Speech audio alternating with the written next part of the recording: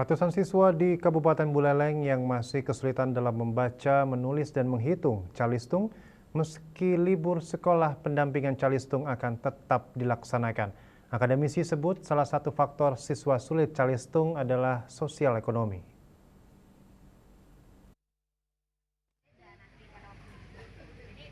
Pendampingan bagi siswa SMP yang kesulitan membaca, menulis, dan berhitung calistung tetap dilaksanakan meski jelang libur sekolah. Target bisa calistung diharapkan tercapai hingga periode kedua September 2025 mendatang.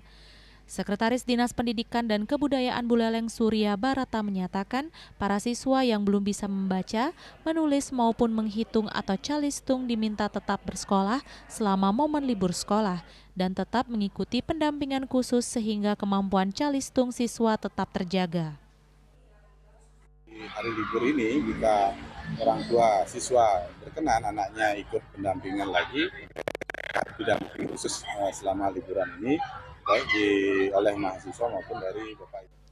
Dalam pemantauan pendampingan calistung kepada para siswa di salah satu SMP negeri di Singaraja, akademisi sekaligus wakil rektor bidang akademik Undiksa Profesor Gede Rasben Dantes memaparkan keadaan siswa yang berbeda-beda. Dari identifikasi tersebut ada beberapa anak yang memiliki IQ di bawah standar, bahkan masuk disabilitas mental, menyebabkan mahasiswa menggunakan pola mengajar yang berbeda dalam melaksanakan pendampingan, seperti menggunakan pola bagi siswa kesulitan mengeja.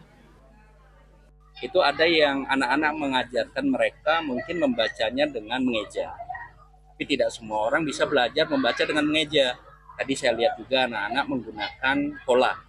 Jadi ada gambar misalnya semangka, kemudian ada huruf S. Jadi berbagai macam cara diajarkan oleh mahasiswa kami untuk mereka bisa mendampingi anak-anak kita bisa membaca, kemudian menulis dan berhitung. Nah, kegiatan ini tidak bisa dilakukan dalam 1-2 bulan.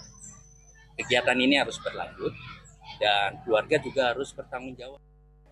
Dari kenyataan di lapangan, ia menyebut bahwa siswa yang kesulitan calistung berasal dari keluarga kurang beruntung, kesempatan belajar kurang karena harus membantu orang tua mencari penghasilan.